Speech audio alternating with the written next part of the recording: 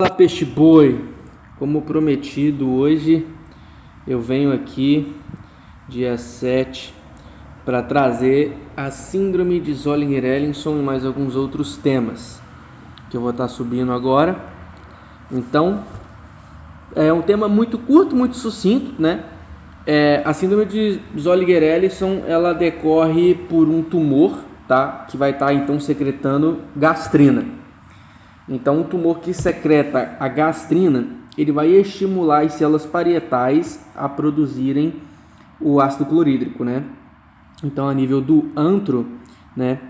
Aqui mais ou menos, as células G, elas secretam então a gastrina, né? Essas moléculas aqui, que vai num receptor da célula parietal e ativa a bomba de prótons aí, então formando o ácido clorídrico. É claro, existem outros componentes também, como a histamina, né?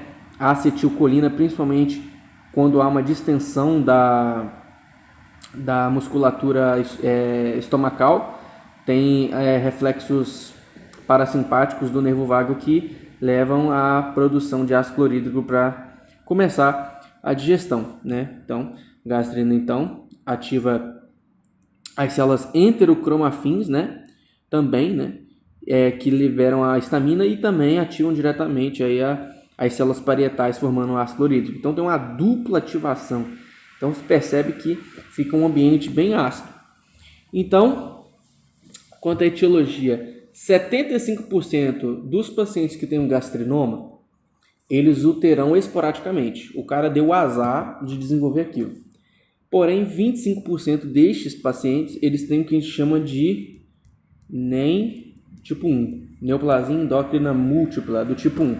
E aí ele vai ter outros problemas, né, endocrinológicos, como tumor na paratireoide, na hipófise e o próprio gastrinoma, aí, então, levando a essa condição. Então aqui eu desenhei o gastrinoma, né, mais ou menos. Ele estaria então atuando com a liberação de gastrina, que levaria ao aumento da acidez estomacal, certo? Por conta da estimulação do ácido clorídrico, né? Secundária a uma hipergastrinemia tumoral. Então a célula parietal vai de maneira inconsequente liberando, sob a bomba de prótons, né? O ácido gástrico, o que aumenta a acidez, diminui o pH, e aí já dá para entender mais ou menos o estrago, né? A gente vai ter múltiplas úlceras que são recidivantes até o jejuno. E aí, o que acontece? Né? Normalmente, o gastrinoma ele está localizado nesse triângulo aqui, tá? O triângulo do gastrinoma. Normalmente ali na região da cabeça e da cola do pâncreas inferiormente, entre o ducto cístico e o ducto hepático comum, posteriormente, né? E posteriormente ali entre a segunda e terceira porção do duodeno. Ele costuma ficar mais ou menos aqui nessa região. E aí ele produz o ácido gástrico aqui, certo? E aí esse ácido gástrico ele vem por aqui no duodeno e leva à destruição da mucosa duodenal e jejunal. Então isso vai cursar com diarreia mais esteatorreia.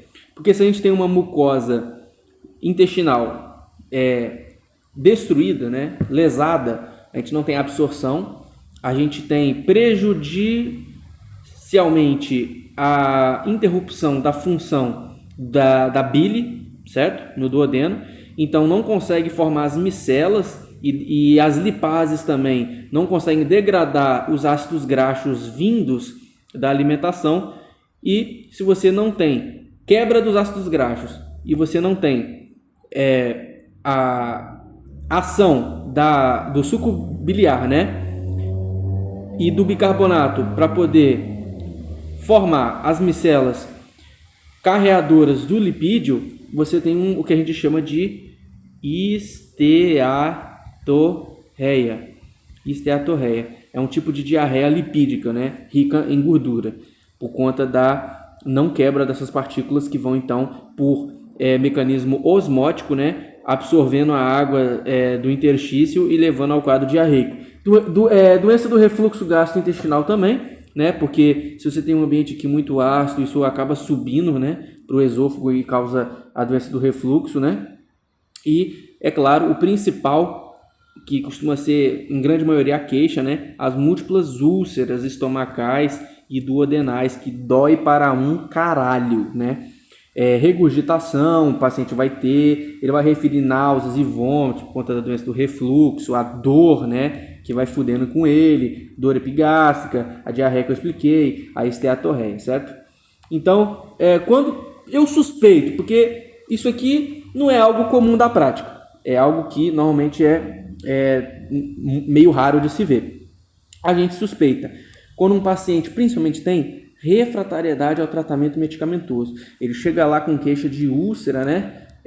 E aí você faz a prescrição do inibidor da bomba de prótons para esse cara e não melhora. E aí você faz a endoscopia digestiva alta e percebe que o paciente tem múltiplas úlceras epigástricas, né? Pépticas, né? Perdão. Múltiplas úlceras pépticas por todo o trato digestivo, né, em locais incomuns, né, de se encontrar, jejum, por exemplo, né, perfurada, com complicação, pneumoperitônio, abdômen agudo perfurativo. A gente tem que pensar no gastrinoma da síndrome de Zollinger-Ellison. E por que tem esse nome? Eu esqueci de comentar. Zollinger e Ellison são dois médicos alemãos, tá? Que lá em Berlim, em 1922, se não me falha a memória, ou 1935, eu não me lembro. Foda-se. Eles descobriram, então, o gastrinoma. Então, aqui, um passo muito importante, e eu acho que é o mais chato, diga-se assim, de passagem, desse tema. O diagnóstico. Cara, é um princípio básico, né? Se a gente tem um tumor secretor de gastrina, a gente vai dosar a gastrina, certo? Se a gastrina for maior a 1000 pg por decilitro, significa que a sensibilidade é alta.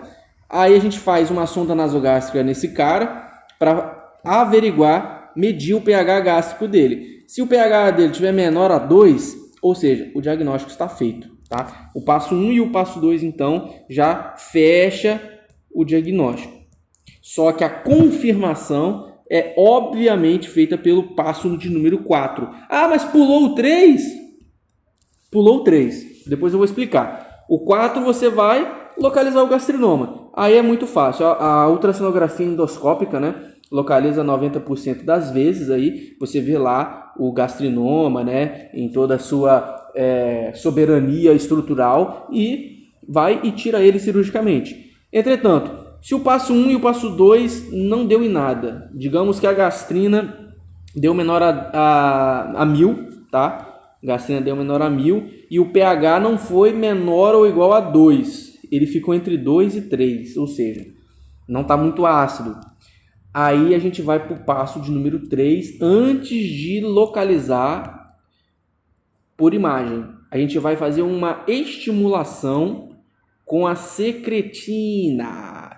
A secretina, ela é um hormônio exógeno que a gente vai infundir, tá, no paciente e vai fazer a descarga de gastrina pelo tumor. E aí o tumor trabalhando e levando em até 15 minutos a gastrina maior a 200, dá positivo. Aí a gente vem então de novo para o passo número 4 e procura o gastrinoma, tá? Se isso aqui deu negativo, descarta o gastrinoma, ele não existe, é muito improvável. Então, os exames complementares: parato-hormônio, cálcio, prolactina. Por quê? Porque 25%, como eu havia dito, vão ter a neoplasia endócrina múltipla do tipo 1. E essa neoplasia endócrina múltipla, ela cursa com tumores da paratireoide, tumores da hipófise, que levam ao aumento de hormônios como prolactina, o parato-hormônio, né, que aumenta e diminui o cálcio sérico, né? Então, para diagnóstico diferencial, tá? Diferencial e etiológico, certo? Diferencial e etiológico. E aí as complicações, evidentemente, são as mesmas da úlcera péptica já conhecidas, né? Estudadas. A gente vai ter úlcera péptica que pode perfurar, levar a um abdômen agudo perfurativo, né? Hemorragia digestiva alta, né? Por ruptura de algum vaso ou artéria estomacal ou esofágica, né? E disseminação tumoral. Como é um tumor, então o gastrinoma ele pode metastatizar principalmente para o fígado, né? Que é o órgão que mais é afetado para tudo que é oncologia. Os diferenciais, tá? Você tem que pensar sempre em outras causas mais prováveis, né? Porque digamos que o gastrinoma geralmente ele é o diferencial, tá? O gastrinoma ele normalmente ele é a zebra, né? Ele não é o cavalo, né? Na semiologia a gente fala, na clínica, né? Se você ouve barulho de cascos, você tem que pensar no cavalo. O que é o cavalo geral do dia a dia? É a infecção por H. pylori, úlcera péptica úlcera péptica por uso crônico de anti-inflamatório não esteroide, hiperplasia de células G, pode ser até mais comum, obstrução pilórica, seja um motivo, como por exemplo o câncer de pâncreas, né? Câncer de pâncreas é mais comum do que a síndrome de Zolling-Ellison, né? E causa obstrução pilórica, né? E leva a todos esses sintomas que são bem parecidos. O tratamento ele é clínico, a princípio, tá? Eu vou explicar. Cara, o conceito é o mesmo, tá? Úlcera péptica secundária é um aumento da acidez estomacal que leva à destruição da mucosa, né? E da barreira e do gel protetor, né? Da barreira química da mucosa gástrica e leva a dor, né?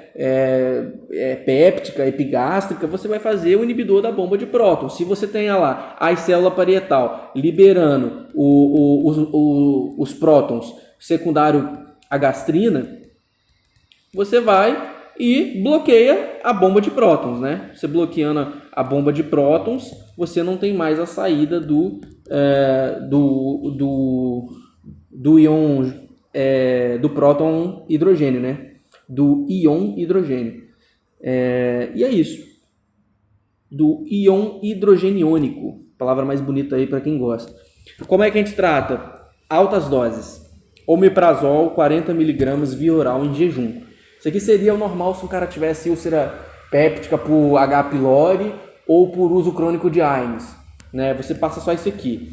Mas como a secreção dele é maior, tem que passar 20 mg a mais pela tarde.